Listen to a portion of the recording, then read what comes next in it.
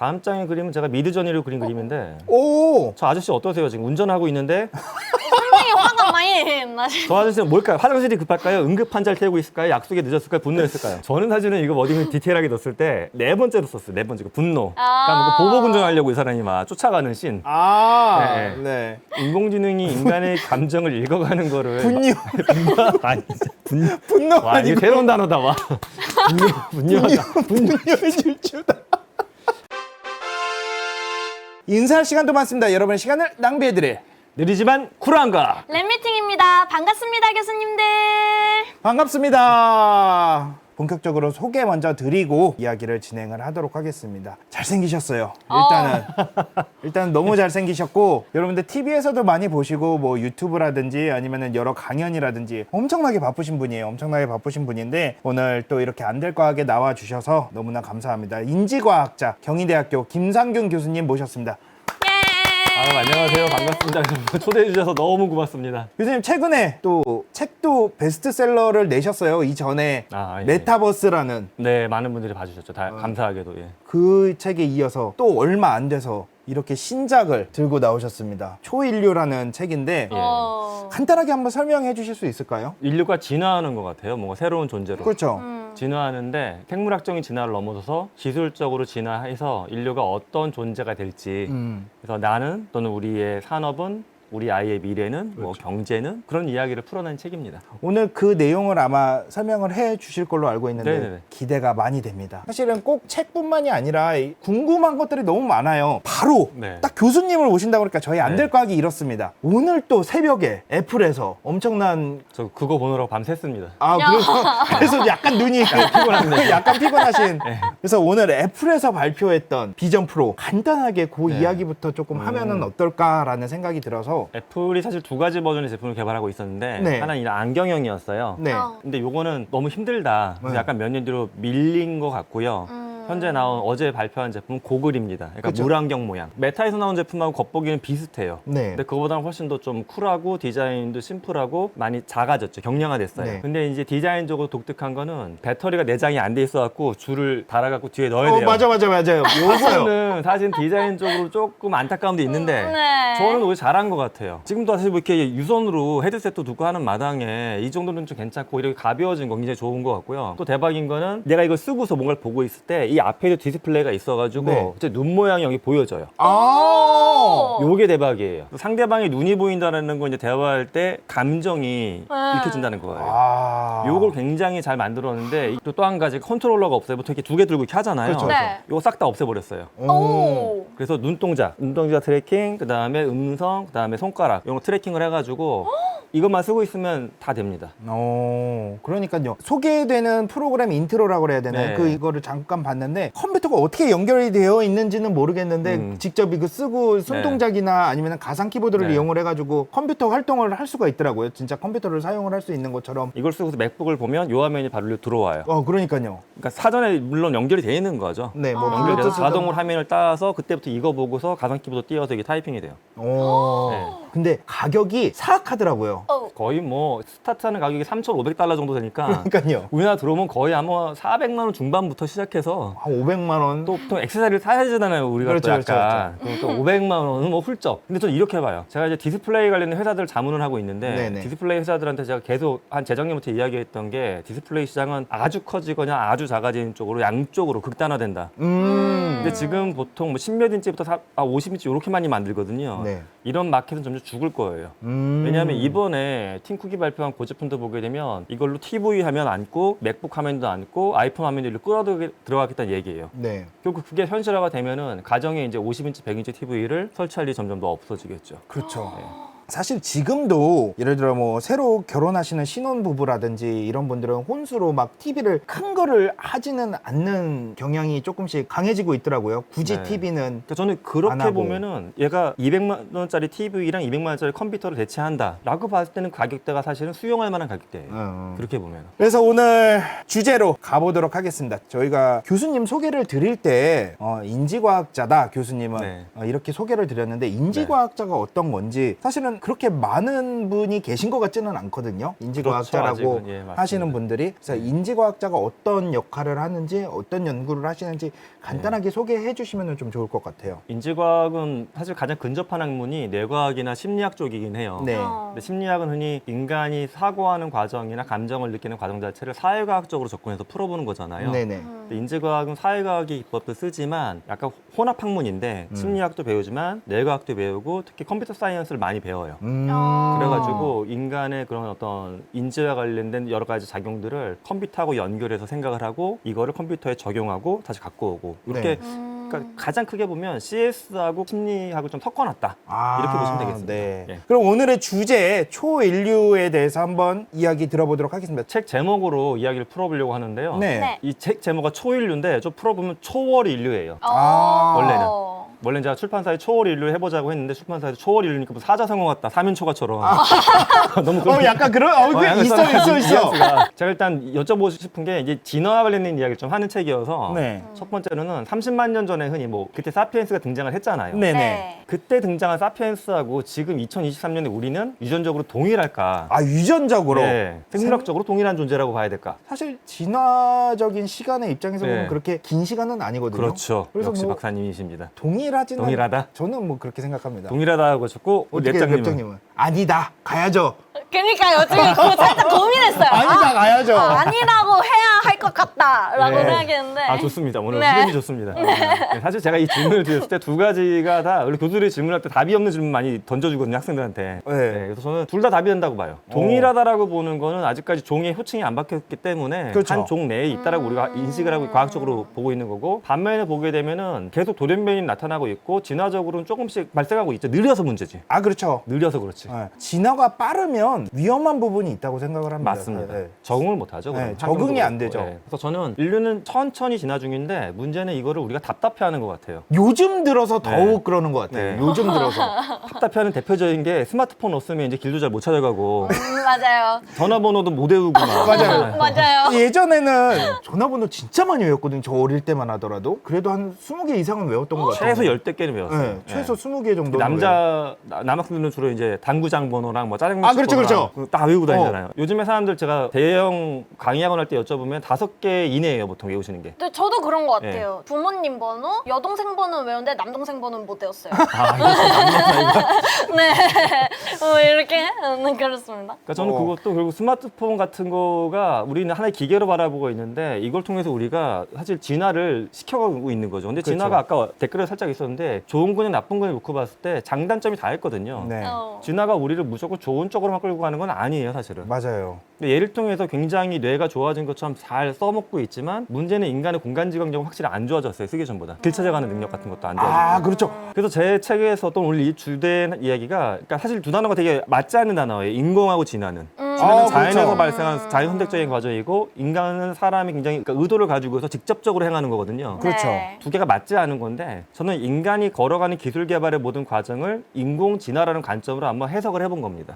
네. 오늘 이제 그렇게 풀어볼 예정이고요. 이렇게 좀 바라보고 책을 써봤습니다. 어. 인간은 크게 이원론 관점에서 육체가 있고 정신이 있죠. 그렇죠. 네. 정신은 여기에 이제 지적인 영역도 포함되고요. 네. 근데 또 인간은 가장 중요한 게 나랑 외부 이렇게 인지하고 살아가고 이걸 의식이라고 하죠. 네. 아. 내가 나인 걸 알아야 되고 네. 또 다른 사람이 있고 환경이 있고 이런 관계가 있구나 이걸 인지하면 이제 이걸 의식이다라고 하는데 네. 이렇게 프레임을 놓고 봤더니 4개의 디멘전이 있더라고요. 그렇죠. 그래서 4개의 디멘전에 꼭 물론 한 디멘전에 들어가는 기술이라고 해서 거기에만 써먹는 건 아니지만 현대 시점에서 가장 주목해봐야 될 기술이 뭔가 네. 그래서 2개씩을 써본 거예요 제가. 네. 이 기술은 제가 봤을 때 앞으로 계속 발전할 것 같거든요. 네네. 그러면 우리의 마음이 어떻게 바뀌고 우리의 관계가 어떻게 바뀌고 우리의 행동이 어떻게 바뀔지 이런 것들을 좀 얘기를 해보려고 오늘 이야기를 준비해봤습니다. 네, 그래서 처음에 영상을 준비해봤는데 인간의 정신, 지적인 여행이 어떻게 기계를 통해서 달라질 수 있는지 저게 올 가을에 스위스에 있는 오스트롱 이노베이션에서 출시할 제품이고 네. 현재 예판 중인데 예판이라면은 예약 판매가 판매. 예약 예약 판매. 판매. 아. 58g짜리 안경이에요. 58g. 58g이면 제가 쓰고 있는 안경이 하여튼 20몇 g 정도 될 거거든요. 그렇게 이거보다 한 2~3배 정도 무게 이내. 아. 그리고 선이 없어요, 쟤는. 기존 프로랑 다르게. 아. 충전식이에요. 근데 제 대박 기능은 첫 번째, 내비게이션이 됩니다, 저렇게. 와. 내비게이션이 된다. 눈앞에. 아. 그리고 두 번째 기능이 더 대박인데 저기 번역이 돼요. 외국어가 들리면 캡션이 떠요. 번역돼서. 우와. 너무 좋은데요? 약간 스카우터 같은 느낌인데 옛날 그 드래곤볼에 이게 특정 나이대의 분들은 저걸 꼭 스카우터 얘기하시더라고요. 아이언맨 생각했는데. 맞아요. 아이언맨 자, 스카우터에. 자 어디에 공감하셨습니까? 저 당연히 아이언맨이죠. 네. 세 번째 기능이 전 사실 요게 대박인데 하루에 사람 많이 만나고 이러다 보면 메모를 못 하거나 네. 정리 못해서 까먹거나 그런 때가 많은데 그쵸, 제가 레코딩을 해주고 요약 기능이 들어가요. 아우. 근데 사실 이게 지금도 보면 GPT 같은 거에 집어넣고 요약해달라고 하면 기가 막히게 요약을 해주거든요. 네네네. 그러니까 이미 있는 기술을 안경에다 엎어놓은 거죠. 그러니까 저거를 쓰게 되면 그 생각이 들어요. 그럼 저는 원래 길을 더럽게 못 찾는 사람이거든요. 네네. 네. 그런데 저것만 쓰게 되면 완전히 무슨 특전사나 그런 그렇지, 사람처럼 그렇지. 모든 길을 막 지도 보고 다니는 사람처럼 그런 능력이 생기는 거잖아요. 세상의 모든 길은 내가 다 알고 있다. 네. 막 이렇게 약간 이런 것처럼. 그리고 그 어떤 나라 사람 만나도 저 안경 하나만 더 갖고 있으면 돼요. 씌워주면 돼요. 오. 씌워주고 대화 시작을 해보자. 그러면 네가 어느 나라 말을 하든 간에 이 안에서 지원되면 난다 대화가 된다. 그렇죠. 시력 약한 사람도 저기에 추가적으로 안경 안에 그 일반 렌즈를 끼울 수 있는 기능이 나온대요. 아. 된다고 하는 거예요. 예. 그러니까 저는 그게 그런 것 같아요. 지금 우리가 하나의 외국어를 배우려고 하면은 소름이 엄청나게 너무 돈과 시간을 많이 써야 되잖아요. 특히 시간을, 노력을. 네, 그렇죠. 근데 그런 걸 노력 없이 돈을 주고 산다. 이게 사실 되게 복잡한 개념이 될 것 같아요. 그러니까요. 이게 네. 사실은 언어 같은 것도 뇌를 네. 써서 뭔가 계속 노력을 네. 하고 그것 맞아요. 때문에 인류가 이제 뭔가 발전을 하고 이런 부분도 있을 텐데 네. 그런 부분이 싹 기계적인 능력으로 빠지는 거잖아요. 그렇죠. 예. 요게 조금 해석해봐야 될 부분이 많이 있을 것 제가 같습니다. 장학사부들 만나서 이제 이런 비슷한 얘기 드렸더니 그럼 우리 애들이 앞으로 영어나 외국어를 배울 일을 없애야 되는 거냐? 근데 저는 이제 박사님 말씀대로 그렇진 또 않다라고 생각을 했던 게 네네. 그걸 안 배우고 이렇게만 쓰게 되면 다른 언어 계통을 이해하는 능력은 없어지는 거거든요. 저는 이건 안 좋은 것 같아요. 네네. 그래서 결국 우린 지금 이제 지적인 능력을 확장한다라고 하게 되면 텍스트 기반으로 모니터를 띄워놓고 대화하는 GPT를 자꾸 생각을 하시는데 네. 이걸 넘어서서 지금 보여드린 샘플처럼 다양한 형태로 우리의 머릿속하고 뭔가 협력할 수 있는 모델은 앞으로 계속 나옵니다. 이 연구 중에 보면 몇 년 전부터 저런 연구도 나오고 있어요. 뭐 치매 환자분들이나 또 사지가 마비된 분들을 네네. 중간에 컴퓨터 장치를 아직까지 선이 이렇게 나와 있지만 네네. 네. 얘가 이제 신호를 보강해줘서 마비된 분한테 자리를 움직임한다라든가 아, 전기신호로 보내서. 그다음 네. 치매 환자의 그 뇌에 어떤 결함이 있는 부분을 외부에 있는 디바이스가 보완해줘가지고 증강시켜주는 것들. 그 밑에 있는 영상도 한번 보실까요? 좀 전에 봤던 것 중에 전 밑에 게 더 재밌었어요. I'd love to hear about it. Oh, it was so fun. I had a blast. We explored around the city and went to museums and did a lot of fun stuff. 네, 이분의 대화는 여기까지만 들어보시면 이게 올 That sounds amazing. 봄에 스탠포드에 있는 연구원이 만든 건데 네. 재미삼아 만든 거예요, 사실 거의 뭐. 네. 펀드 받아가지고 막 복잡하게 연구한 것도 아니고. 어. 그러니까 해외에서 판매되는 제품 중에 요만큼 동그랗게 생긴 과자 모양 크기의 투명한 렌즈 같은 게 있어요. 네. 마카롱 눌러놓은 것 같은 크기. 네네네. 근데 그거를 이렇게 안경에 끼우게 되면은 거기 프로그램에 이제 얹을 수가 있는데 네. 챗 GPT를 얹은 거예요. 아. 이 친구가 만든 거는 대화를 할 때 이것과 관련된 추가적인 정보나 가이드 같은 거를 띄워볼 수 있는 시스템. 아, 제가 도대체 무슨 말을 하고 있는 건가? 거기에 사실 제가 이 프로토타입을 10년 전에 남미 학생들이 만들어 놓은 샘플들을 봤었거든요. 그 실험실 버전이나 약간 그 아이디어 버전이었어요. 여러분 여자어 남자어 번역하는 게 아닙니다.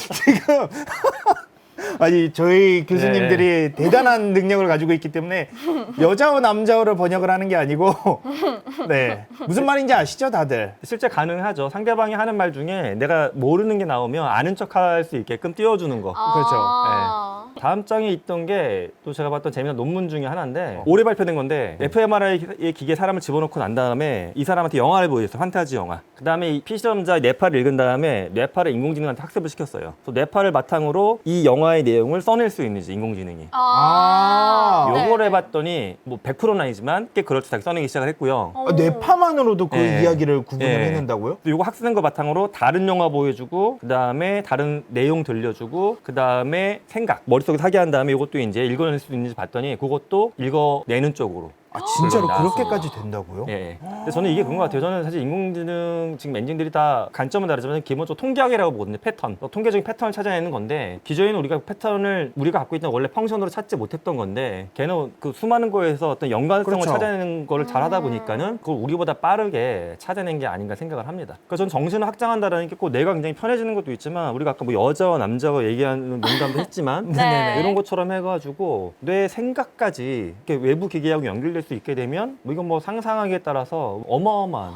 그 다음은 이제 육체 21년도. 그러니까 2년 전에 도쿄에서 찍은 영상이에요. 근데 50대의 로봇이 근무하는 카페입니다. 50대 예요? 로봇이요? 예. 50대라는 건 무슨 뜻이죠? 로봇이 50개예요. 그러니까 나이가 아, 50대가 맞아요. 아니라. 그렇죠. 오늘 뭔가 우리의 대화에 많이 좀 힘든 점이 있군요. 그래서 아까 그 안경이 필요하다. 그렇군요. 자연스러운 연결이군요. 네네네. 네. 50세트. 예. 50 세트. 52 로봇가 근무하는데 굉장히 큰 카페죠. 근데 요즘에 보면 동네 식당에도 저기 로봇들이 돌아다니거든요. 네. 그쵸. 제가 오늘 아침 해장국 먹었던 저희 동네 순댓국밥집에도 로봇이 있더라고요. 네, 네. 있죠, 요즘. 근데 제가 다른 점은 동네에 있는 로봇만 해도 인공지능을 어느 정도 쓰거든요. 네. 근데 쟤는 인공지능을 전혀 안 쓰는 로봇이에요. 근데 서빙을 기가 막히게 잘합니다. 인공지능을 안 쓴다고요? 전혀 안 써요. 그냥 단순히 센서 역할로 하는 건가? 센서도 사실 거의 없어요. 핵심은 뭐냐 하면 사람이 원격으로 조정하는 겁니다. 50명이 뒤에서. 이분 같은 분이. 50명 조정을 한다고요? 굳이 이렇게 해서 출근을 안 해야 될까 하는 생각이 들죠. 그죠, 예. 제가 지금 그 말씀을 드리려고 그랬어요. 근데 저분들은 사실 출근을 못 하시는 분들이세요. 장애가 있으시거나 있었거나. 출산하고서 아직 몸 회복이 안 되신 노동자분들이시거나 그런 분들이세요, 주로. 근데 사실 저는 저 아이디어가 왜 나왔냐 보면 네. 도쿄에서 만든 카페인데 네. 저분들이 거주지는 거의 도쿄가 아니에요. 자기 거주 공간을 떠나지 않고도 또는 높은 거주비를 감당하지 않으면서도 근무를 할 수 있는 건데 저는 그렇게 생각을 해봤어요. 인간이 내 몸은 여기 있지만 또 내 몸은 뭐 노화가 됐지만 저거 할 수 없는 어떤 능력이 부족하지만 할 수 있는 거. 그러니까 저는 인간의 육체를 확장한다라는 게 꼭 인간이 엄청나게 근육질이 되거나 약을 먹어갖고 오래 사는 거 이런 것도 물론 가능한 모델이지만 이런 모델까지 우리는 고민을 같이 해봐야 된다. 왜냐하면 저 로봇을 제가 조작을 하는데 저 로봇가 뭐 그러면 안 되겠는데 뭐 누구를 성희롱을 한다거나 기물을 파손한다거나 이걸 훔치면 책임을 누가 져야 되겠어요? 그 사람- 당연히 제가 져야 되는 거, 제가 조작하는 거니까. 그쵸. 로봇이 기계적인 결함이 있어 생긴 문제가 아니면 당연히 네. 제가 책임질 거 아니에요. 네네. 네. 그 책임이 연결된다는 말은 사회적으로 이건 나라고 보는 거라고 생각을 해요. 그때부터는. 예. 네. 그래서 저는 이게 이제 인간의 육체의 확장이 기계를 통해 저렇게까지 갈 거다라고 그럼 생각을 합니다. 정말 좋은 근데 뭐 분야가 사실 아닌가? 의학적으로 저는 되게 도움이 된다고 보는 게 네. 지금 특히 좋은 외과 의들이 없는 지역이 되게 많잖아요. 그렇죠, 네. 그렇죠. 이분들이 이제 원격지에 가서 프럭터링이라고 해서 수술 지도를 해주시러 가는데 그때 보면 뭐 20시간 비행기 타고 가서 1시간 작업하고 돌아오시고 하더라고요. 바쁘시니까. 네네네. 근데 이거를 만약에 이 시스템이 좀 더 고도화가 된다라고 하면 그렇게 원격 수술 되는 거죠. 아, 네. 그렇겠네요, 진짜로. 그러니까 지금은 좀 사회적으로 리스크가 낮고 딜레이가 생겨도 괜찮은 이런 것도 적용을 해보지만 야. 고도화가 되면 거기까지도 갈 수 있다. 다음 장은 조금 더 직관적인 육체 확장인데 저걸 많이 물어봐요, 제가. 혹시 지금보다 수명이 플러스 100이 된다라고 하면 어떠실 것 같으세요? 너무 좋을 것 같은데요? 괜찮으세요? 아니요. 이해가 안 되시죠? 왜 싫어하시는지. 저도 이제 많은 분들한테 이거 물어보는데 물어보면 저랑 마주치는 대중들은 또 기업에 있는 담당자들은 나이가 좀 보통 있으신 분들이니까 네네. 보통 썩 좋아하진 않으세요. 오히려 나이가 드신 분들이 별로 안 좋아하시더라고요. 이유를 여쭤보면 저것 때문에 싫어하세요. 내가 지금 속도로 계속 노화가 되면서 수명만 증가하면 난 싫다. 그거는 그렇죠. 네. 그러면 경제적으로 내가 책임져야 될 게 너무 힘들어진다. 맞죠. 네. 근데 일단 뭐 수명에 대한 연구 중에 좀 가장 재밌게 보는 게 구글의 자회사 캘리코가 하고 있는 건데 네. 아까 나왔던 게 사진에 있는 게 벌거숭이 두더지쥐거든요. 네. 두더지. 이 두더지에 대한 기전을 연구하고 있는데 얘가 몸에 있는 염증 반응을 스스로 분해하는 능력을 갖고 있어요. 염증을 스스로 예. 치료하는 거군요. 네. 그래서 이걸 이제 인간한테 적용을 했을 때 인간의 수명이 200에서 500세 그러니까요. 정도까지로 바라보고 있는 겁니다. 염증만 치료 진짜로 여드름이라든지 이런 것들도 네. 다 염증 반응이거든요. 네. 맞아요. 기본적으로 말을 해서 네. 또 곱는다든지 이런 네. 것만 없어도 네. 기본적으로 수명이 엄청나게 엄청나게 늘어날 수 증가하는 거죠. 엄청나게 늘어날 수 있을 네. 것 같아요. 그 외에도 보게 되면은 좀 더 직관적으로 인간을 증강시킨 사례들이 많이 나와 있어요. 뭐 두더지 옆에 있는 거는 일본도 저걸 쓰고 있고 유럽에서 쓰는 걸 제가 사전에 캡처해 온 건데 외골경 로봇을 이렇게 장착을 하고서 노동자가 노동하는. 일본 같은 경우에 제가 봤던 사례 중에는 우리 랩장님처럼 몸이 여린 젊은 여성분인데 택배 상하차를 하시는 거예요.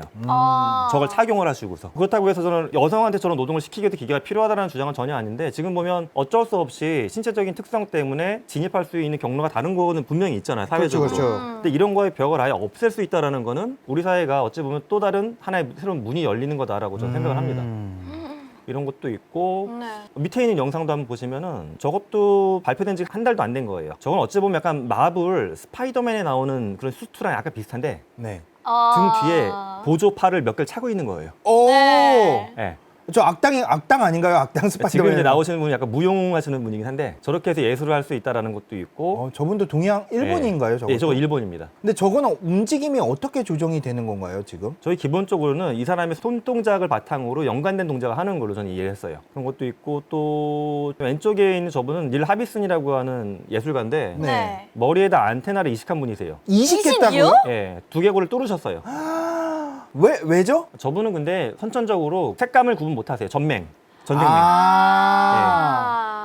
그래서 색상을 안테나를 통해 가지고 본인한테 음향으로 들려드리는 시스템이에요. 우와. 근데 외국 케이스를 보면 반대도 계세요. 소리가 안 들리시는 분한테 색상으로 소리를 구별하게끔 소리가 들려지는 것들을. 이게 가능하군요. 예, 이런 것들을 보면 우리는 지금 어떤 분들은 좋다라고도 보죠. 좀 기괴하다는 생각도 많이 하시는데 네. 기괴하다. 근데 지금 우리가 하고 있는 것도 보면 한 200년 전까지만 시간을 돌려봐도 되게 기괴할 거예요. 우리의 모든 복색이 저는. 그렇죠, 그렇죠. 안경을 끼고 이상한 손에 뭘 차고 있고 그렇죠. 네. 뭐 등에 뭐 메고 있고 노트북 같은 거 들고 다니면 솔직히 이걸 뭐 하는 걸까? 그래서 제가 또 최근에 보면 그 생각이 들어요. 저 어제 그 비전 프로 발표하는 거 보고서 어떤 분들이 그 디자인은 어떻고 저떻고 얘기 나와서 네. 애플에서 만든 거 있잖아. 이거 헤드셋 같은 거 80만 원대 하더라고요. 네네네. 이거. 네. 이게 처음에 나왔을 때만 해도 사람들이 되게 뭐라고 했거든요. 네, 저 맞아요. 비싼 걸 저 이상한 모양을 누가 끼고 다니냐고. 근데 지금 보면 아이돌들도 많이 쓰고 다니잖아요. 그거. 맞아요. 그것도 있고 결국에는 예. 또 모조품이 나오죠. 똑같은 그쵸, 모양으로 그쵸.